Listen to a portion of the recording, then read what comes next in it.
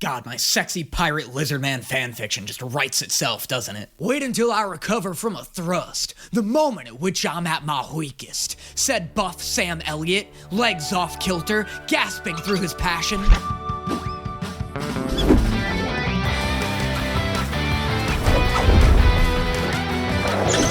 Captain!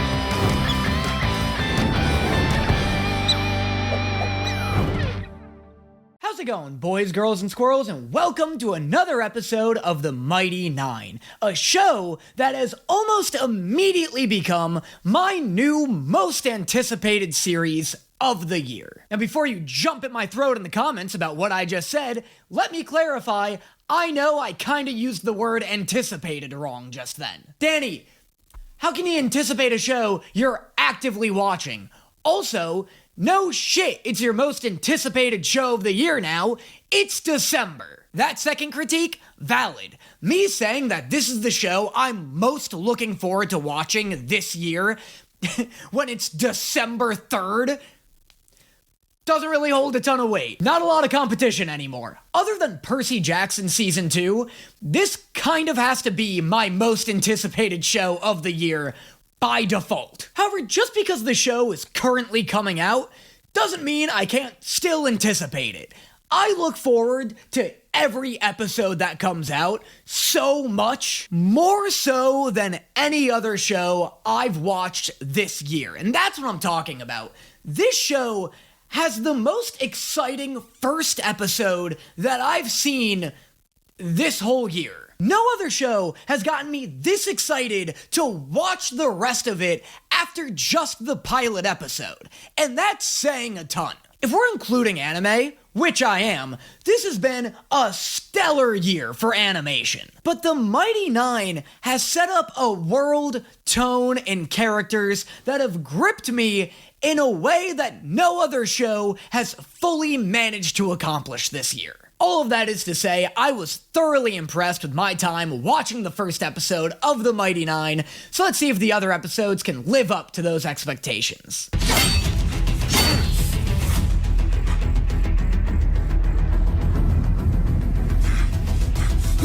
Oh, you sexy pirate lizard man. Why don't you slither that ass over here and come eat these bird eggs that live in the nest of my crotch. I want you to suck my balls because you're hot. Is that coming across? I don't know anything about lizards. Lizards eat bird eggs, right?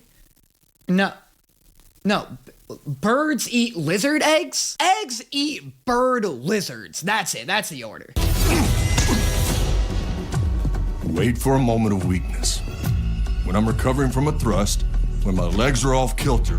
God, my sexy pirate lizard man fanfiction just writes itself, doesn't it? Wait until I recover from a thrust, the moment at which I'm at my weakest, said buff Sam Elliott, legs off kilter, gasping through his passion.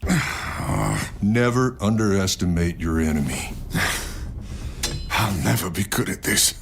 I'm twice your age, and half as fast on a good day. I'm twice your age, and half as green as you. Someday you'll grow out of that green skin and become a proper southern swordsman. Because that's how this world's power system works, I guess. Don't worry, Fjord, you'll get there. You're already named after my favorite kind of truck. You're practically halfway there. You've let lesser men define you. But what do you think, Fjord? Are you a coward? Weak? Like they all say you are? What do you think, Fjord? Are you a coward?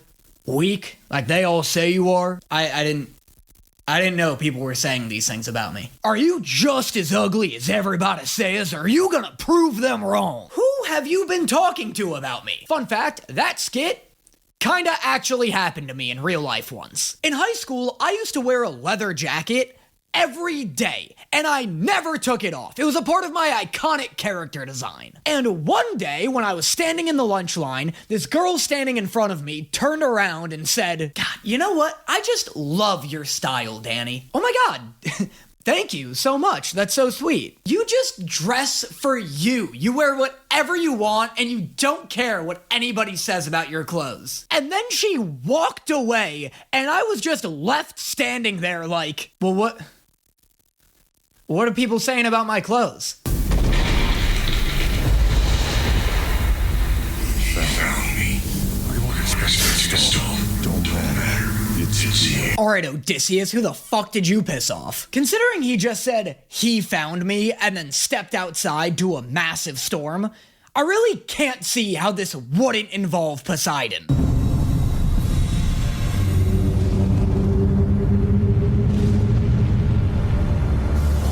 This show is so fucking rad. Every character's backstory so far has been so enthralling. I love this so much. Sabian! Give me a hand!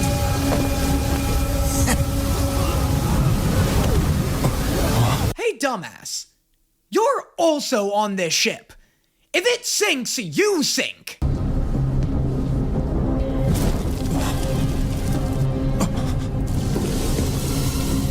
What are you...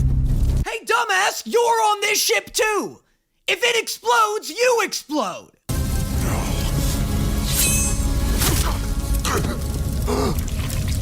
Oh, come on, Fjord, you didn't even try to grab it. You just walked right into him and let him use your chest as a knife bank. Hi, knife bank? I'd like to make a deposit. That's stupid. That's such a stupid joke. I really gotta learn how to shut up sometimes. Sabian! Captain! Abandoned ship! Don't waste your last precious moments shouting Captain. Whoever says that word is a coward and an idiot. At this point in my life, there's no context in which I could hear the word Captain that won't piss me off. Captain? Captain? That's a great sign. That hat is in pristine condition. I swear to God, if he starts wearing that stupid little hat, he's going to become my least favorite character. You can't be this incompetent of a ship hand and then steal your captain's look. That, combined with the fact that he won't stop shouting the word captain, would just really put him at the bottom of my character tier list. I promise I'll be the man you thought I could be. Okay, thank God. This is a way better direction to send this character in. Also, look at the Mighty Nein just once again absolutely crushing it with the backgrounds and cinematography. Again. Oh my God, I can't believe we're seeing more of her this episode. I didn't think we'd see more of her or Not and Caleb until episode 3 at least. Like, I thought the first episode was gonna be establishing their backstories, and then this episode was gonna be establishing, like, the other half of the parties. Take off your jacket, have a drink, lend an ear. Ladies, gentlemen, and woodland critters, all previously scheduled simping will unfortunately be cancelled due to unforeseen events. All previously scheduled simping will now be devoted towards this tiefling specifically. I sincerely apologize for the inconvenience this may cause to any of the fans of the rest of this very attractive cast. You are so devious tonight. What? No, there will be plenty of time for more pranks later. Come on, we're missing the best part. Okay, despite my prior announcement about tonight's scheduled simping, this character may have just stolen my heart. I love her design, I love her accent, and all of that was very adorable. But look, there's a difference between finding a character hot and being absolutely smitten by a certified cutie patootie. Baby, who will you be? I like how this is some kind of hologram-based BDSM-themed burlesque show, and that woman comes here just to get the top of her head dusted? What are you, a horny, neglected statue? Or are you just so starved for affirmation you'll take your head pats wherever you can get them? Traveler, how about we make Lord Sharp miss his appointment? God, yeah, she might be the best one. She's just really fucking adorable. Also, is this Traveler bit some kind of meta commentary on role-playing games? Like, is she kind of like a D&D version of Deadpool? In a lot of RPGs, mostly JRPGs, you'll play as like a generic self-insert character that like vaguely interacts with all of the actually important characters. Fire Emblem does this, Honkai Star Rail does this, I'm pretty sure Genshin Impact does this. And that character will usually be referred to something generic like Traveler or Wanderer or something like that. Is this a play on that concept? Because I don't think it really is, but that would be awesome. Like, the Traveler she keeps referring to is somebody playing this campaign that we can't see and don't fully know if they exist or not. 'Cause that'd be so clever. She keeps going around being like, yeah, every time I make a decision, I have to wait for the Traveler to tell me what to do. Sometimes he fucks me over. It's almost like it's up to complete random chance. And everybody in the show thinks she's crazy, but we know she's talking about D&D. Do you turn into a werewolf if you don't wear it? Nein. An undead zombie? Nein. What, did your mom give it to you? Wait, ask about the zombie thing again. I think that one really struck a chord.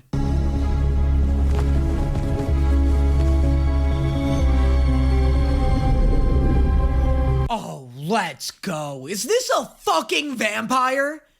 I love D&D vampires. They're always sick. Could also just be your run-of-the-mill floating drow. I have no confirmation this is a vampire. However, if it's not, just know I love Dungeons & Dragons based vampires. Presumably, whoever stole the beacon plans to use it. And only a Dunamancer can show them how. A Dunamancer? What are they, hunting sandworms? They're gonna interrogate the goddamn Shai Hulud? Is that what you're telling me? Let me pass!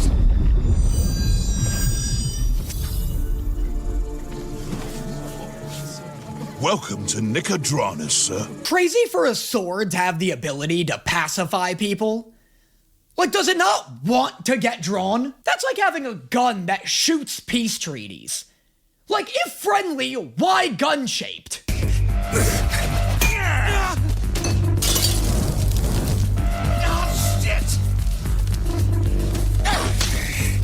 Why did you do that? Oh, nice going, not. He's a poop romancer. I forgot shit empowers him. Do some magic with it. Get us out of here. Not all shit is magic! Hey, guys. I was joking. Are you telling me he's actually a poop romancer? Why is some shit magic? What determines the magicness of shit? Good horsey, yes. You are such a big, stupid horsey. This horse is racist. Oh, you racist ass, fuck ass horse. I hope this barn burns. Think you can steal from me? Caleb, do something.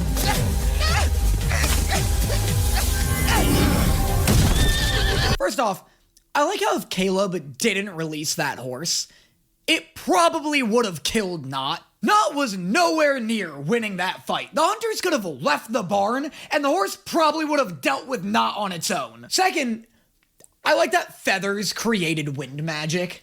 That's really cool. That's a cool, like, connection between ingredient and magic. I like that because feathers are used to fly and or create wind. They're a crucial ingredient in wind magic. This is just kind of a cool magic system specific to Caleb right now, where he can only use spells depending on what his environment provides him. Mother? Mother! Jenica? Is that you? Mother? Mother?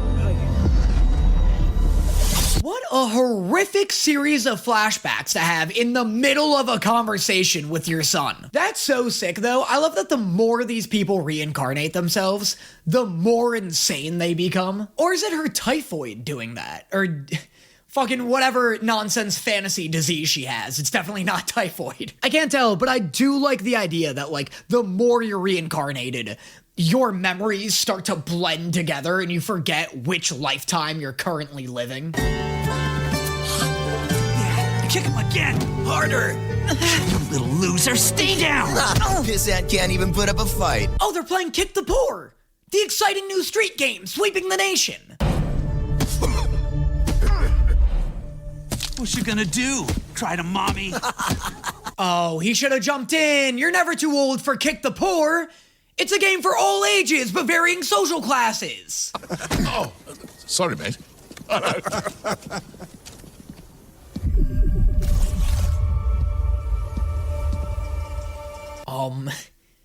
Excuse me? That was awesome. Why did that happen? So the sword, like, grants him wishes then?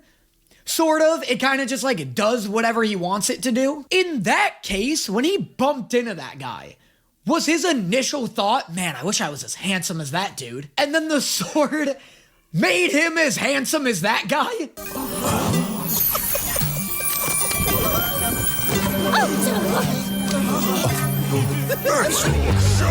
Oh, pranked! Get pranked, doofus! This is exactly what Jinx from Arcane would do if she got real into Tumblr. These are so graphic. Like, this is less a political statement and more just straight up fan art. Find who did this. Take that, Mr. Flapdoodle! That little brat. Who, me? Oh my god, well, Jinx wouldn't have been at the scene of the crime! Christ, at least pull up the hood you're currently wearing! My apologies. Wow, I just got a flashback to me at the beginning of this episode. No, this is not what it looks like. Huh? He's armed! Look! Oh, never mind. It's not that the sword doesn't want to fight. It just didn't want to fight those guys specifically. Now the sword's in the mood to kill. Got it. Also, don't these soldiers look like they belong in Ba Sing Se? Fight or window? Neither? I'm not talking to you, silly. Traveler. He must be busy. Window it is! Huh. He must be picking up his DoorDash. All right, autoplay it is. So this is my room. God, she's fucking adorable. I'm getting severe flashbacks to my first time ever falling in love. Which of course was in Mass Effect 2 when I met Tali. They're barely alike, and the only similarity they share is their vague Russian accent. Maybe I'm into Russian accents. Regardless, I feel the exact same way about this character as I did with Tali. And that is that I would protect her with every cell of my being. And I made a couple of bad decisions and Tali ended up killing herself in Mass Effect 3, but I'm not gonna let that happen this time. I am Jester, daughter of the Ruby of the Sea. She's kind of a big deal. What's your name? I bet it's something epic and heroic just like you. I love that she's crushing on him just because he vaguely looks heroic. And to be fair to her, he is 9 feet tall and 700 pounds of muscle. And also green. That's a heroic color. Miss Piggy's one of the most badass women I know, and she trusts Kermit with her fucking life. Yeah. Fjord. Fjord Stone. It's, nice to meet you. Fjord, I like it. That's so funny. Name's Fjord. Ford Bronco. But you can call me Truck, because I'd like to pick you up. It's so funny that he immediately adopted a fake accent, too. What's it like? Do you have lots of semen? Do you know how to tie knots? Mama is famous for her knots, but she doesn't use them for ships, if you know what I mean. Relax. God, is this what watching one of my videos is like? Lord Sharp, we did not expect you so soon. The Ruby of the Sea.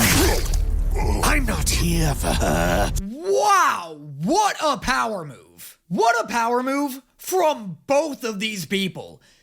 Crazy move to just walk into an establishment and stab the bodyguard right in the shoulder.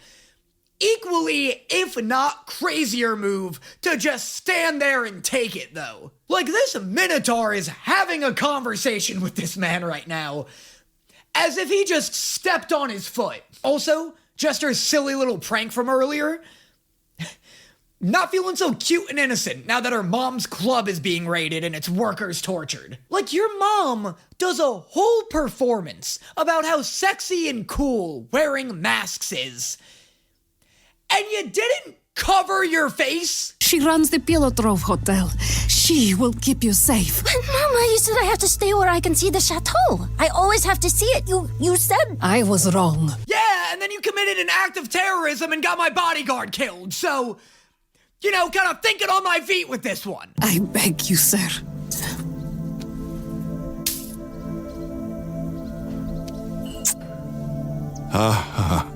Sure. This dude is really living the life of an RPG protagonist right now. Dude just stumbled into a random town and got such a fat quest dumped into his lap. You probably have a million other places to be, like on a ship or with a girlfriend. No, not really.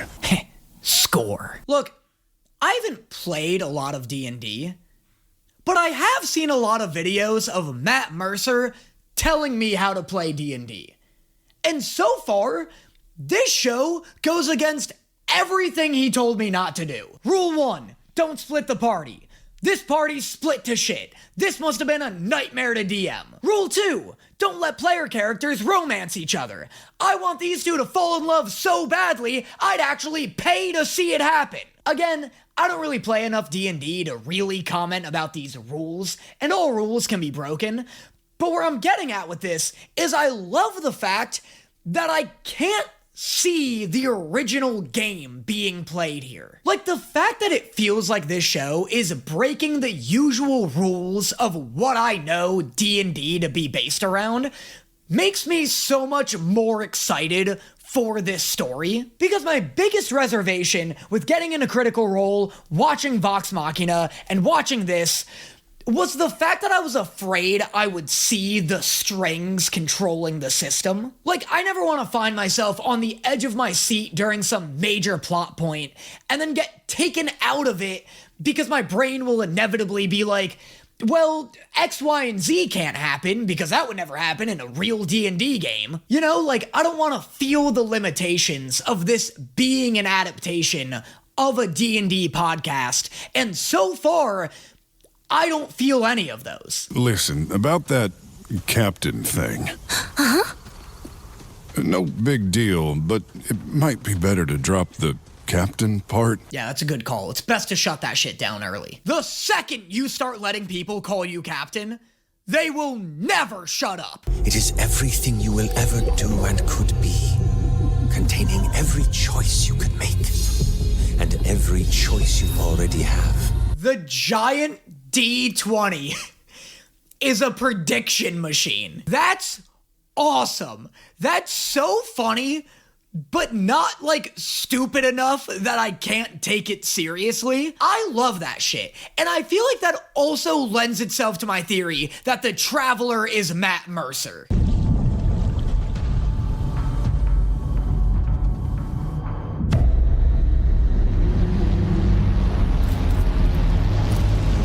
What a dense fucking show. There's so much going on in this show. There's so much going on with this character. Why was this voice actor just better at making an OC than everybody else was? This dude's got so much shit going on. I can only imagine in the Session 0 episode of Critical Role, they had to have him cut like 6 other plot lines he tried to stuff in. Holy moly, dude. This shit bangs so hard, and we still have like 3 other protagonists to get to, I think. We barely got to the Drow, still haven't gotten to the like Femme Guts character, and I think there's like a purple or blue tiefling guy in the theme song. Man, oh man. Let's go, dude. They're keeping it up. They're keeping the momentum. God, this shit's cool.